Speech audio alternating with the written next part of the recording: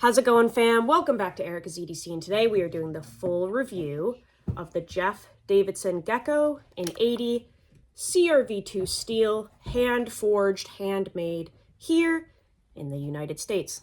Texas, to be exact, as you can see on the little stamp right there. Guys, this is going to be a long video. We have a lot of information to add in here. We also have... Hi, I'm Nikki. We have Nikki. We have her here because we're going to be using her phone to show some information that I can't show on my phone, obviously, because we're using it to record. And I don't know how to, edit screenshots and stuff into the video. So we have everything on her phone here to show you guys.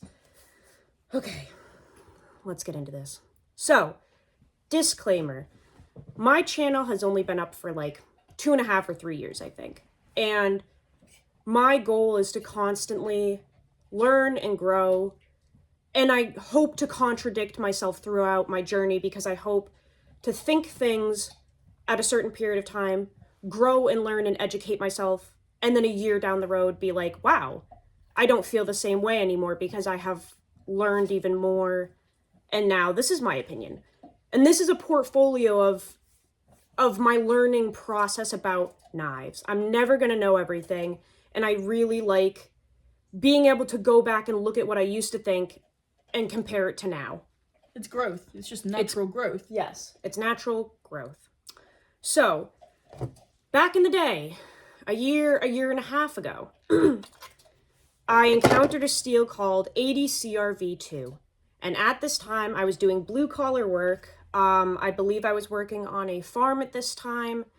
And this knife came in from John at BGM Knives. This is his Gen 2, I think, mini spade in 80 CRV2. It's double hollow ground. It thins out a crazy amount behind the edge. And I did some mini testing on this, and it did well. It did well, in my opinion, back then, okay? I was able to cut through garden roots and process stuff in the garden and beat on this thing, because you have to remember, working on a farm, my mind, in the forefront of my mind, toughness was more important to me than edge retention / performance, okay, in a blue collar field. That's what I used to think back then. So I tested this knife and I made a video saying that this steel was actually pretty cool. You could beat the crap out of it, and at the end it would still have a little bit of bite to it and, somewhat of an edge. It needs to be touched up often because this is a low alloy steel that has really no carbon content. And, it was cool back then. So there's a video of me saying, it's sweet. But how was it labeled? Was it labeled as an EDC knife when you bought it, or? So this is John's version of an EDC knife, yes. But for John, he uses a spade, a full-size one, and for him, he calls it an EDC knife, but he also uses it to, blow pallet straps off and stuff. It's his version of an EDC knife for him personally. Okay. And back then I had, like I said, toughness in the forefront of my mind. So when I tested this, I thought it was pretty cool. It still had somewhat of an edge after you beat the crap out of it. And, it was kind of neat.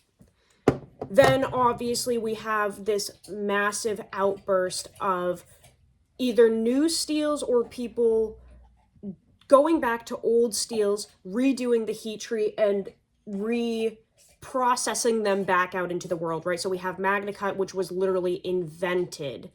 And then we have people like Sean Houston, who revisited 15V, did his own heat treat, teamed up with Spyderco, and threw it out into the world, and it does fantastic, right? So we have this surplus of new steels coming up. And I ended up testing MagnaCut from John at BGM Knives. The first go-around was not good. I had a mini javelin in MagnaCut. It didn't do well. He made me a new knife. He bumped up the heat treat. This is at 62.5. This one did fabulous through my testing. I'm learning about all these new steels, right? I also think, yes, it's important to note that when it didn't work for you and you reached out to him, he immediately his response was, yes, how can we make this better for you? Yep. And he literally, That's the key. Yes, because of my videos, because of us working together, he literally changed his heat treat protocol to improve the knife because I, as the consumer, was saying, I don't think this is the best you can do. And that's how business works. Yes, I agree. When you decide to jump into knife making, you have to be ready for the criticism and you have to be ready to make adjustments if your product isn't the best it can be. It's anything all around, right? Like if you go into a clothes industry, yes, and you want to charge a certain price for things, the materials, the quality has to be up there, yes, dependent on the price. Yep. So, the past year and a half, we have all of these new steels coming out. We have people revisiting old steels and putting them out into the public with better heat treats and better geometries and stuff like that, okay? So I'm growing with this whole process. Now we're here in 2024, and not only has my channel gone from focusing on toughness to focusing on geometry and edge retention, but the general population is also generally more intrigued by high hardness, custom heat treat, thin geometry, and performance, okay?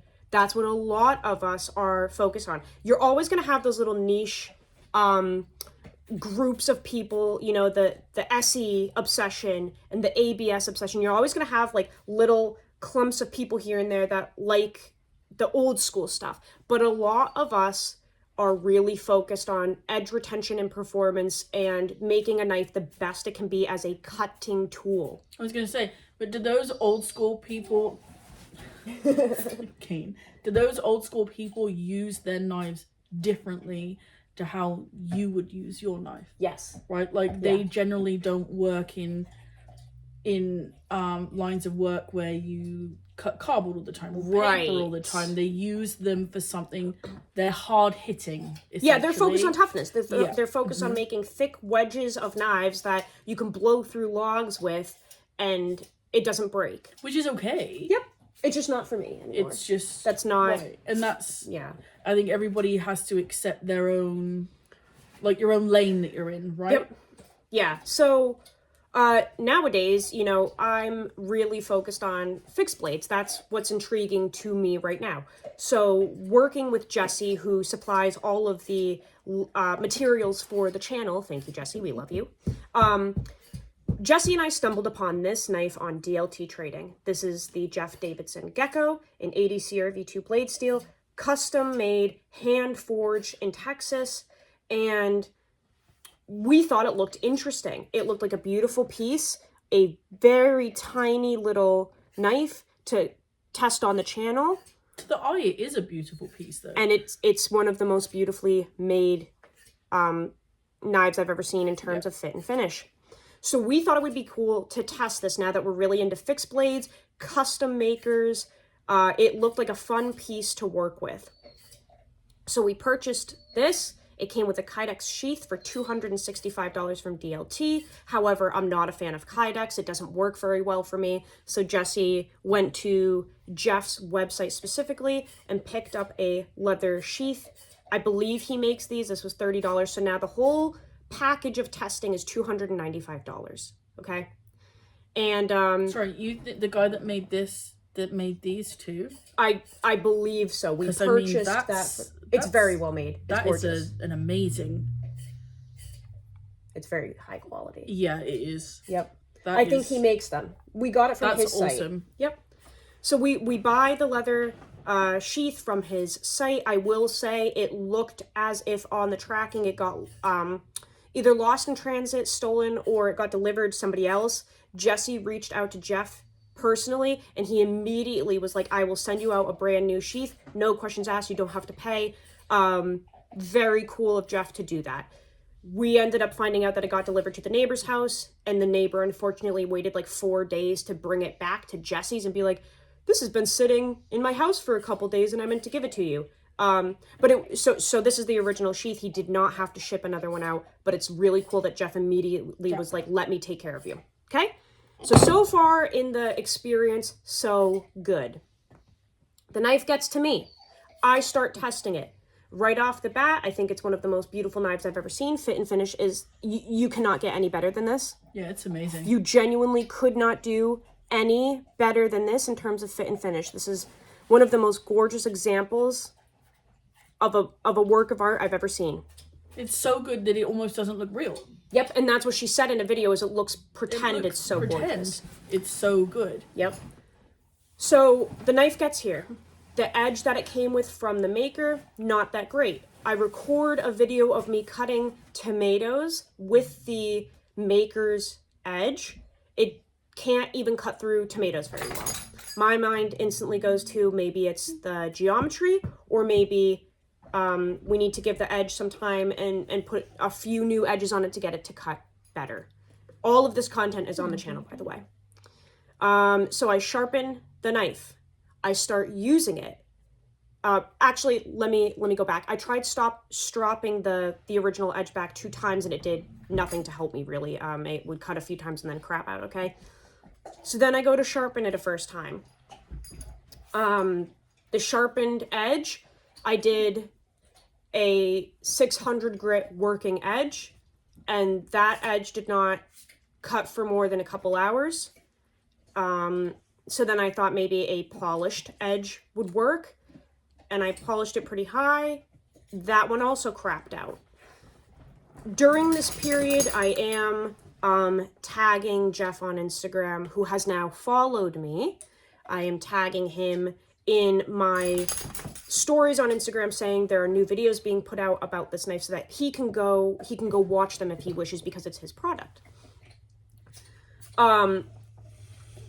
You know, we get 2 sharpenings in, and the knife isn't working, and I'm putting a lot of time. So much time. Like, so I live at her house, obviously. I'm up in my room working on this knife constantly at this point. Like, you've tried your hardest to make it work. yes. So I'm sharpening. I'm doing working edges, polished edges. Nothing is really working, okay? So I'm starting to get a little nervous, and I am making content about the fact that maybe 80 CRV2 in knives is outdated at this point, because between what we have now and the performance of this, it didn't seem like it was a very good option to use in knives anymore, okay?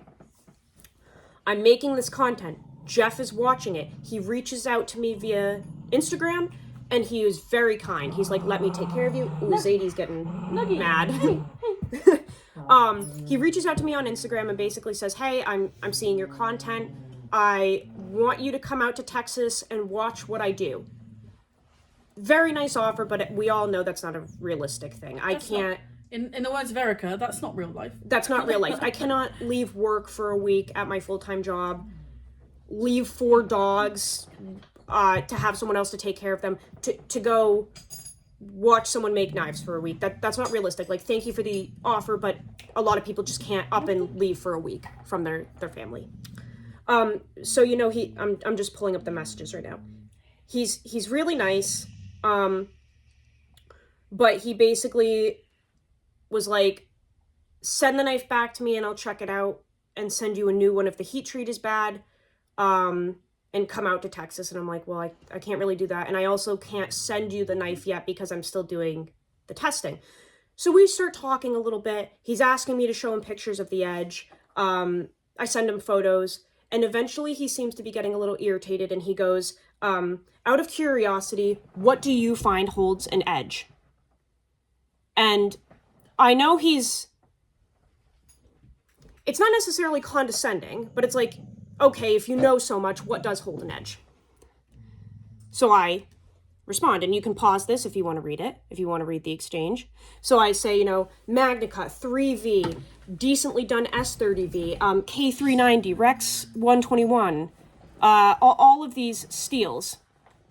And I go on to say how now VG10, 80 CRV2, 154 CM, and S35 VN, they just don't cut as long as the steels that I mentioned above. And that I like higher carbide steels because they last longer. And I also go on to say you can make any steel tough through geometry, so why not aim for the best edge retention? Okay? So he goes on to say that he likes 3V. He wants to try MagnaCut. All of his custom stuff is forged. He can't work with a lot of steels because of that. I'm starting to be like, excuses maybe. He wants good performance. He has all of his customers saying they love his ADC RV2 steel. He's not going to change my mind, and he hasn't tried any of the super steels. That's all here if you want to pause it.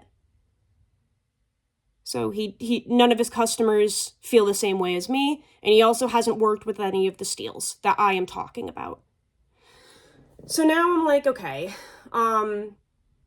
you're saying that yours is the best, and you haven't touched anything that I'm talking about. So now I'm like, the credibility here is getting a little meh. And we leave the conversation at that. I said, MagnaCut is awesome. I'm trying to inform him because he doesn't know what I'm talking about. So I just say, yeah, no, MagnaCut's awesome. Love 3V, all this good stuff. And the conversation ends at my response. He does not answer. He does not say anything further. That's the last exchange that we have via DMs. I'm making more content on the knife at this time. I feel I'm being respectful and basically doing everything I can to make it work. Yeah. And it's just not working. I'm recording it failing. That's what you do when you spend that kind of money on a knife. You don't just give up. And... Right. I don't want it to fail. Shit, we paid $295 for the thing. I don't want it to fail. That sucks. That sucks because I definitely don't think I'm going to get my money back at this point, or Jesse's not going to get his money back at this point because of what's happening. So it's $295 gone out the window, which kind of sucks. I'm making the content. We're recording everything and posting it on YouTube so that we know what's happening, so that there's no funny business. This is where the maker starts to, in my opinion, not be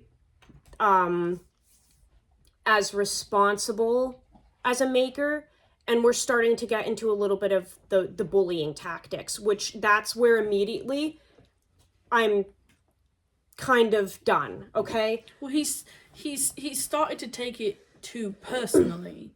Yes. He started to take it like it's a slight towards him. When it's not. Oops. When it's not. I even tried saying it was the steel in general that kind of sucks. Like, to purposely take the heat off of him. You know what I'm saying?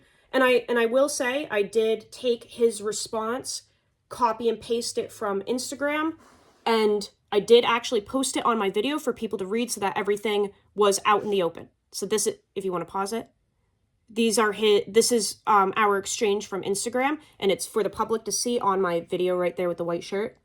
And you can actually go in public and read his messages, which were very kind at the beginning.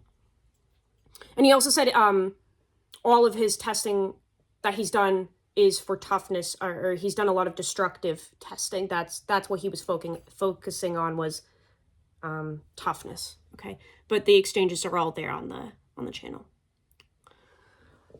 So now he starts having people reaching out to me via comments and DMs, and they're, starting to kind of harass me and bully me, and they're all saying, unblock Jeff, you're not letting him defend himself, he can't say anything as a maker because he's blocked. It's interesting because he did comment. So Jeff Davidson, right there, he started going on all my videos and saying that the comments were being censored. And he goes on every video and he starts posting the same thing, copy and pasting it on every video. And they weren't, and that's why I answered. And they're still there. If you want to go look at them, you can, because they're real life. Okay? So they're all there. I will say, if the system detects harassment, it deletes comments and threads. I will say that. I have no power over that. That's the system keeping content creators safe. And if people comment too much, or they use like trigger words or anything like that, but the system will pull the comments. So much so that Jesse, the one that supplies everything for the channel, because he comments so much to support me, it deletes Jesse's comments on occasion. We just had that happen the other day where he posted a really long comment being like, heck yes, Erica, let's go. And the system deleted it not once, but twice. And he edited it, like he kept it and then he edited it and put it back, and it deleted it again because the system was thinking he was doing too much. I'm just putting that out there. I have no power over that, but all of Jeff's stuff is on the channel. So now he has other people just, you know, blowing up my stuff, being like, he's blocked, he can't defend himself, you're not giving him a fair chance. Meanwhile, he is commenting on everything as you have seen. I go on to Instagram. At this point, he's unfollowed me. It's all going downhill. And he hasn't reached out once appropriately since. So at this point, I don't know what else I can do. I'm giving up. This is the first time where I have to cut a review short due to unfortunate circumstances. This is the first time where I've had to cut a video or a review short due to a maker bullying me for not liking his product. I still wish him the best. There's nothing else I can do, though. As a consumer, there's nothing else I can do to make this work. And I don't think he wants to make it work, because I don't think he would be going on all my videos harassing me if he wanted to make this work as two adults. You know? Can you think of anything we can do? No. No, I think this all could have gone in such a different direction had he just been transparent. Transparent and mature. And that's not to say, you know, I've been doing some Instagram lives. Nikki actually hopped on with me last night. And yeah, do we go on and crack jokes about the ABS being the American Play-Doh Society? Of course we do. Me, Steve Kalari from Kalari Custom Knives, Super Steel Steve, Brian from Transparent Knives, Alex Steingrabber, all of us that focus on knives being cutting tools and doing tasks where you cut, yeah, we'll go on lives and we'll go on Instagram and we'll poke fun and we'll have a blast, because I didn't think anybody actually thought it was real, like a real thing. But apparently there are some people that think the ABS is like the god complex of knives. That's not what I think at all. That's okay if that's their opinion. Yeah. I don't think that's the issue here. The issue is that there is something wrong. And he's not willing to appropriately try to work with me on this. Yeah. It's just not happening. So at this point, I'm done. Sorry, and you also can't control the videos that anybody else makes on this matter. Nope. They're like, people get passionate about things and they've joined in to say, like, this is BS. Yes. This is not cool. So the conclusion here is that this is a gorgeous display piece. I have not seen a knife this beautifully made. That's not true. I have a lot of knives that are the same quality and beautifully made. But this was nice when it came in. I was like, wow, this is a gorgeous piece. It's a beautiful piece that you could put on display in a cabinet. Because you know, this particular one doesn't actually perform as a knife, so it's a beautiful piece that could sit there. I will say I put my own edge on it. That whole the sharpening experience is on YouTube of me finishing this knife up, cutting paper with it, all that good stuff. I used that edge, and I don't know if you can see the tape residue and stuff there. This is my own edge, which I laid back. It dulled just as quickly as every other edge, so we're concluding this testing now. It's done. It's a beautifully made piece. This product, for my personal experience, didn't cut things, so it's actually just going to go away now, and I can't recommend it to the general public, and I can't not recommend it. You can do whatever you want. This is just a piece that's going to sit in my box. Okay? So, moving forward, what are we going to do? We're going to go in a different direction here, but with the same steel, because during this whole thing, I ironically had a good friend of mine purchase an ADCR V2 knife for me from a different maker, before any of this happened. It was actually in the works before any of this even happened. He didn't even know I was testing the steel. The universe works in weird ways. So my friend Zeb purchased this knife from Primitive Bear Knives. This is a Hunter's EDC knife, an 80 CRV2, handmade in the Carolinas. It's fishy. It is fishy. Because I process fish with it. And this is a gorgeous piece done by Alan over at PBK. And this is in the same exact steel as this. We're going to test this. And the reason I'm testing it is because I don't want to paint a picture that I hate this steel. Do I think it's appropriate for knives this day and age with everything else on the market? No, not really. Like I said, I would not go online and type in knives and 80 CRV2 steel and look up a knife in that steel to purchase. I wouldn't. If they come in for testing for free, great. With everything else on the market, I don't understand why someone would choose the steel to continue making knives with if they're over $120. I don't. This thing must shit fucking rainbows for me if you're going to keep making knives in this older steel.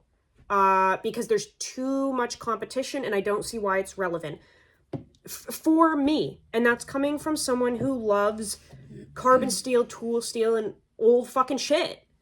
I just think there's better options out there. And don't worry, I have knives in 1095 and 01 and A2. You know I love Kyle Noseworthy hand-forged 1095 knives or 01 tool steel knives, okay? I love stuff that patinas. You guys know I test Sodbusters from Case in carbon steel every single month, and I love them. I love old tool steels, old carbon steels.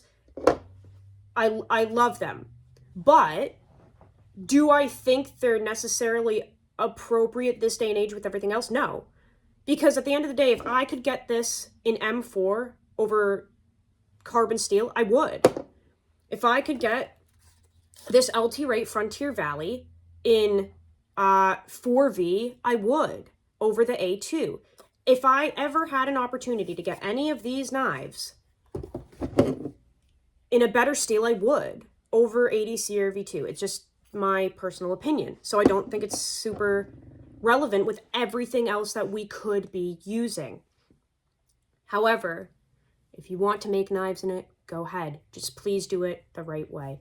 And thank God Alan knows what he's doing, because I made a video testing this knife yesterday.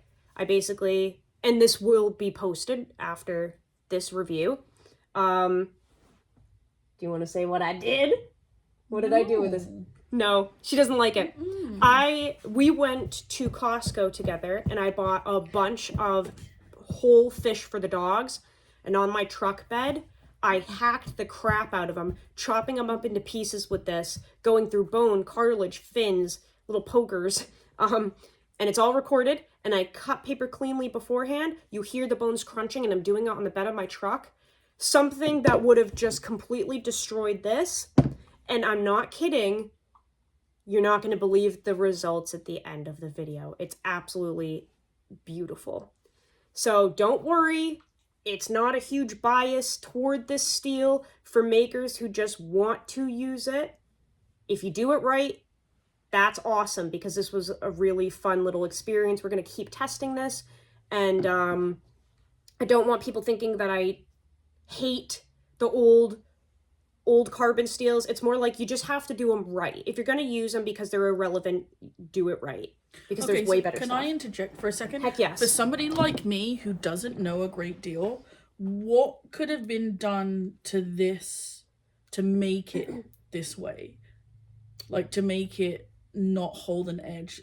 Is this where a heat treat comes in? So he could have heat treated it differently, or... In my opinion, from my testing, when sharpening it, chunks were coming out of the edge, and this is all recorded. We heard this this was another live that I was listening to, and I could see the comments from people about the sound when you were sharpening it. You could hear the chunks coming out, and I was using appropriate stones. Basically, what that tells me is the heat treat maybe didn't work on this very well because chunks were coming out of the edge. So I think it's a heat treat problem, maybe. Like I said, that steel still isn't something I would go looking for. I don't think it's really relevant anymore, but the heat treat definitely seems to be playing a part. But like for me, it's like, if this is the same steel, why does that work and this doesn't? Right, so that's what I'm. So it could be potentially because of a heat treat issue. Yeah. It could be. It could be. Yeah. So, there are options out there that just make it seem like that one isn't for me, because you can buy an LT Wright Frontier Valley and A2 tool steel that performs better. Same exact fit and finish as the Gecko, $109 shipped with a leather sheath. This is a 4V custom hand-forged 64 HRC Seeker from the Scrawny Lumberjack. $180. This is one of the sharpest knives I've ever used. Steve Kalari Custom Knives. You can get a Steadfast EDC and Magna Cut. Still cheaper. $280. Still cheaper than the $295 Gecko that didn't work for me. And he was saying in a video how much. You said that's Magna Cut, right? Yep. At 63.5 HRC, it's how incredible. Much that affects the price too with the Magna Cut. And yep. So I don't actually generally like fixed blades because I don't have a need for a fixed blade. But this thing is, this is like immaculate. This is like art. Yep. Like, and it works. I took that and baton through logs on camera. It's all on the channel, unscathed. And I know wood isn't abrasive, but we were testing toughness, geometry, just seeing what would happen. Nothing happened, unscathed. Like, this is, I really love this color too. Is this like the Tiffany blue and vintage micarta? Yep. Beautiful piece from Steve. Gorgeous piece. Did you put this on? Yeah. I'm going to take this for a second to make sure we didn't miss anything here. So yeah, this is not going to be a discussion anymore on the channel. Like, you guys can put down in the comments whatever you wish. I'm just saying, moving on, we are never going to visit this particular maker again. There's no reason to. I'm not seeing any type of reaching out in an appropriate manner. We will talk. Actually, I think if he worked in other steels, you could test something. I will never be revisiting this maker again. Not the way he treated me. Yeah, oh my goodness. If he reached out and apologized for his behavior and said, I got really fired up and defensive and I was feeling really insecure and I did things, I did and said things that I, in the heat of the moment, and I want to mend things appropriately, instantly I would be like, absolutely yes. Forgiveness is one of the most important things in this life. And if somebody fucks up and comes back and says, hey, I handled that really poorly, can we try again? Absolutely, I would be willing to.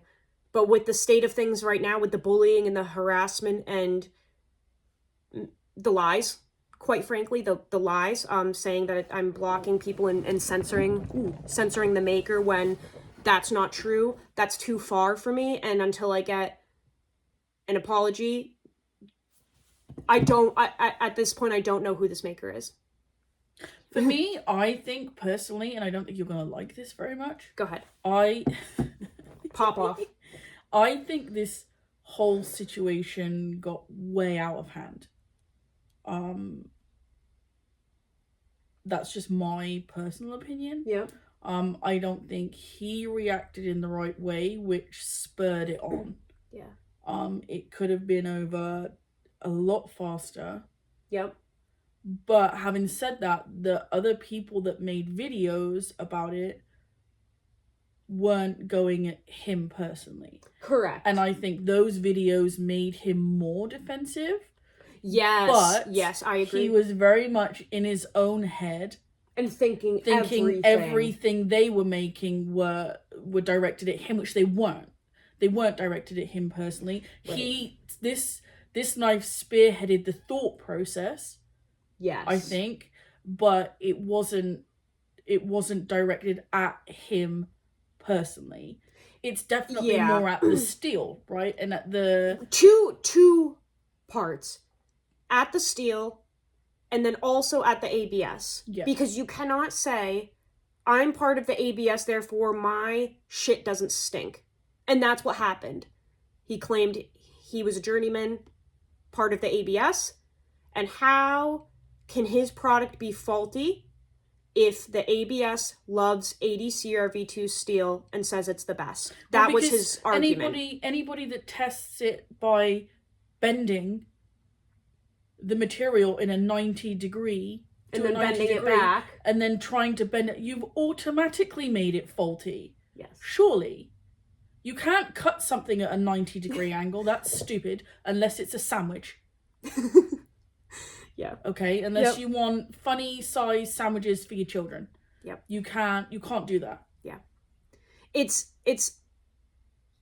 the whole thing is unfortunate. But we're going to move on. I don't even know who Jeff Davidson is at this point. I didn't know who he was beforehand. And quite frankly, a lot of people don't. A lot of people that I talk with and work with that focus on edge retention and performance don't. So we're just going to pretend it didn't happen. We're just going to move forward. So now I'm going to start working with makers that talk to me, like Alan from PBK Knives. We have been exchanging a number of voice messages on Instagram. It's been a really pleasant experience. He's a fantastic guy. I will absolutely work with people who I am capable of talking to. I talk to Steve via voice message all the time. I talk to Kyle, Scrawny Lumberjack, voice message all the time. That's a funny name. Talked with John, BGM Knives, personally 100 times. Kyle Noseworthy, fantastic guy up in Canada. I have talked with him, and he actually sent me a bake apple for testing once, and he will talk to me personally. Anybody who I can build a friendship with and work with, that's who I'm focusing on. But for these people, it's also a passion. It's not just a job. I feel like when it comes across that way, it's a passion, and they want to do best by their consumer. Yep. Yes. Yep. I know for a fact that I could go to any one of these guys and be like, hey, I noticed something, can we talk about it? And they would not bully me. But you had exactly that with Steve. What do you mean? When you managed to... Yes, when there was decarb on the top and it rusted the MagnaCut. I reached out to him and I was like, how the heck did I manage to rust your MagnaCut? And he, instead of getting defensive, he was like, oh, let me explain. Probably leftover decarb on the spine of the blade. That would totally make sense. And he was like, that's crazy. Like, that's so, it's almost cool. It's almost cool that you managed to do that. Yeah. It's not on the cutting edge or anything. He could have taken such a different turn. Yep. And instead he was... But he didn't. Yep. Because...